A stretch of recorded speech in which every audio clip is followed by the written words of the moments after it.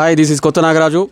Welcome to Q10 news. ఈరోజు మనం నల్గొండ జిల్లా చండూరు మండలం పనమడితాళ్ళ గ్రామానికి చెందిన జిల్లా శ్రీనివాస్ గారితో ఉన్నాం. మరి ఆయన రేపు వచ్చే స్థానిక సంస్థల ఎన్నికల్లో ఏమైనా పోటీ చేసే అవకాశం ఉందా, గతంలో ఏమైనా పోటీ చేశాడా, ఒకవేళ ఆయన పోటీ చేయాలనుకుంటే ఎందుకోసం పోటీ చేయాలనుకుంటాడనే విషయాలు కూడా ఆయన మాటలో తెలుసుకుందాం. నమస్తే శ్రీనివాస్ గారు. నమస్తే, నా పేరు శ్రీనివాస్ అండి. జిల్లా శ్రీనివాసు, అది పనమడితాళ్ళ గ్రామం. ఓకే, మీరు ప్రజెంట్ ఏ పార్టీలో ఉన్నారు? మేము కాంగ్రెస్లో ఉన్నాం. అప్పటి సంది వైఎస్ రాజశేఖర రెడ్డి కాంచి కాంగ్రెస్లో ఉన్నాం, అలానే కొనసాగుతున్నాం. ఇప్పుడు కూడా అలానే ఉన్నాం. ఇప్పుడు గ్రామశాఖ అధ్యక్షుడిని. గ్రామశాఖ అధ్యక్షుడు పనిచేస్తున్నాం. గ్రామశాఖ. మీరు మండల లెవెల్లో ఏ నాయకులు, ఎవరి నాయకత్వం ఆధ్వర్యంలో పనిచేస్తున్నాం?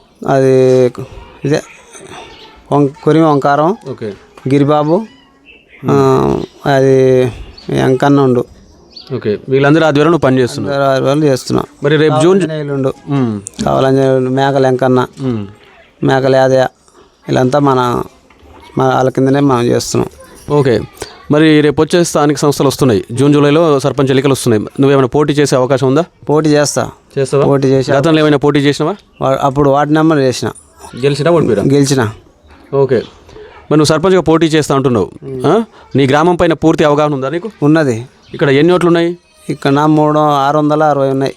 మేజర్గా ఈ గ్రామ పంచాయతీలో ఉన్నటువంటి సమస్యలు ఏమున్నాయి? సమస్యలు అంటే డ్రైనేజ్ ఉంది, సీసీ రోడ్డు, మోరీలు, రోడ్డు వర్క్ నడుస్తుంది కానీ ఆగిపోయింది. ఇప్పుడు చేయాలి అది కూడా. చేస్తే మనకు ఓట్లు మంచిగా అవకాశం ఉంటుంది. ఓకే, ఈ సమస్యలు అన్నీ ఉన్నాయి కదా. మరి నీకు చాలా మంది సర్పంచ్ ఎలక్షన్స్ అంటే చాలా మంది పోటీ చేస్తారు. మరి శ్రీనివాస్కే ఓటే ఎందుకు వేయాలి అంటే నువ్వు జనాలకు ఏం చెప్తావు? జనాలంటే వాళ్ళతో పాటు మనం పని చేస్తాం, వాళ్ళకి ఏదైనా ఆదుకుంటాం, వాళ్ళ వెంపటి తిరుగుతాం, ఏదంటే అది ఇస్తాం, సచ్చిన వాళ్ళు బతికిన వాళ్ళు పోతాం, అన్నీ చూసుకుంటాం, అందుబాటులో ఉంటావు, అందుబాటులో ఉంటా. ఓకే, మరి గతంలో ఒకసారి వార్డు మెంబర్గా పోటీ చేశారు. పోటీ చేసి గెలిచారు. అప్పుడు 5 ఏళ్ళు ప్రజలకు పని చేసినావు సక్రమంగా? చేసిన. ఈడ గ్రామ పంచాయతీ లేదు, ఉడతలపల్లి పోయేది. నేను ఒక్కనే పోయి ఆడ అవకాశాలన్నీ తీసుకొని వచ్చి ఈడ ఉన్నాయి ఆడ చెప్పి ఈడ చెప్పి నడిపించిన. ఓకే, ఇక్కడ గ్రామ పంచాయతీ భవన్ ఉందా? మరి కొత్త గ్రామ పంచాయతీ లేదు, ఇప్పుడే స్టార్ట్ చేసిరు, ఇంకా కాలేదు. ఓకే, ఇప్పుడు అవుతుంది. రాష్ట్రంలో కాలే.